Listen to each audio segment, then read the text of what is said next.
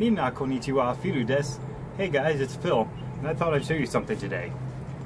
This is Outlanders. Back in around 1994, when I was in high school, I worked at a comic book shop, and the manager of the shop was a really good comic book artist. And so after the shop closed for the day, once a week, he ran an art class. And being an artist myself and really into comic books at the time, I took the class, and it was great. It was a lot of fun. After class, I was wandering around the shop, and I came across Outlanders. And I said, this is amazing. I love the artwork in here. It wasn't this actual issue, but it was Outlanders. And I said, I love this artwork. I asked him, what is this? And he told me this is Japanese comics. And I said, this is awesome, I have to see more. So I got into it, started looking at more, and my interest in manga, as well as the fact that I was already taking martial arts class, led me to a bigger interest in Japanese culture in general. And so I started looking at various things about how I could learn all kinds of things about Japan and the culture and language. And I started looking at different types of ways to learn the language. And so I got a lot of books, and I picked up this Triple Play Plus Learning Japanese Living Language book, or not book, it's a whole software package. And it's so old that it actually comes with 15 days of free internet access and Netscape Navigator. So that was great.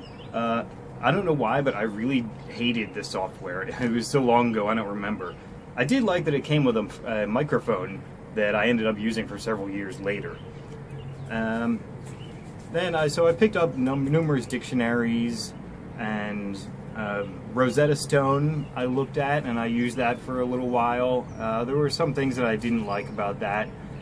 One of them is that they would tend to ask you a lot of questions about things that you haven't learned yet. It's like they would ask you a bunch of questions, and I'd say, I don't know, and I have to guess. And then after that, in the next lesson, they teach you things you were supposed to know in the first lesson. So that was very confusing. The other thing I didn't like about it so much was that it frequently would, it was kind of designed so that you would have a lot of things that they could just drop any language into it. Like, there were things that you'd never learn about, like Japanese in particular, and Japanese culture and stuff, and a lot of words that are particular to Japanese. Another example of that is this book that I recently picked up that is a Japanese picture dictionary. It's a similar thing though, a lot of not very Japanese-y things, and it does have the translation, but I don't know if you can read it on the back, it lists multiple different languages that this comes in. So I'll bet it's exactly the same pictures and everything, and they just drop in different text. And move on to apps, and now I'm getting into DuoLingo. I tried, and their website and their app is really cool. I love it. It's a lot like Rosetta Stone, but a little bit more like a game. The problem is that they don't have Japanese. They have Spanish and French, and supposedly they will be getting Japanese in the future, but who knows.